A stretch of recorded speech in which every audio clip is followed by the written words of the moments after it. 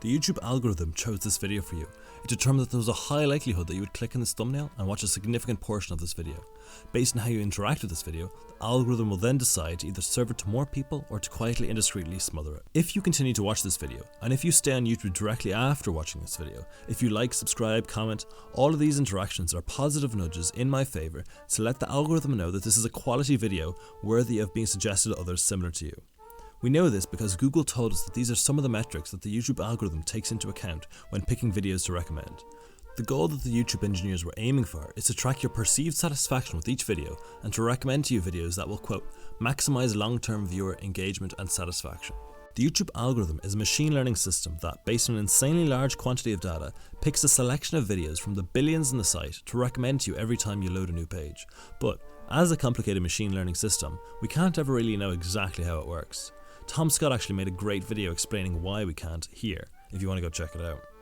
What YouTube engineers can do is make choices for what data points to prioritize. Liking a video, watching similar videos, your age, your gender, your interests, or even the time of day are all data points that the algorithm will take into account. A single data point does not guarantee you'll be recommended videos from that channel. For example, a subscription to a channel increases the chances of seeing a video from that channel anywhere on YouTube, but it's not a guarantee. You might not even get it in your subscription feed. And let's be honest here, it's unlikely that you found my video in your subscription feed. After all, I only recently broke double-digit subs.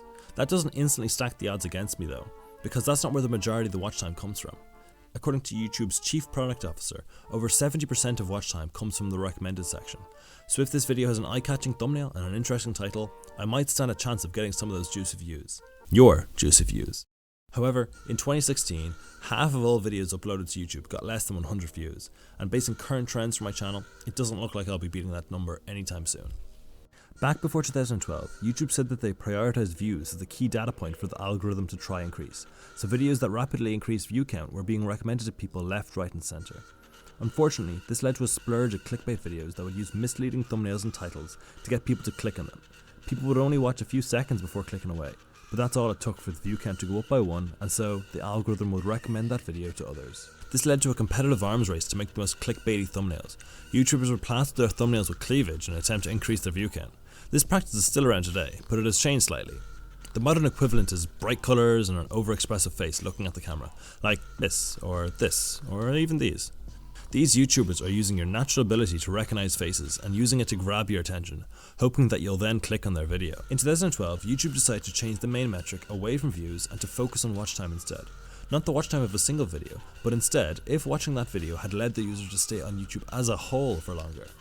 This led to the average watch time on YouTube increasing 400% only a year later to over 4 minutes per session. But it also led to a slew of other problems.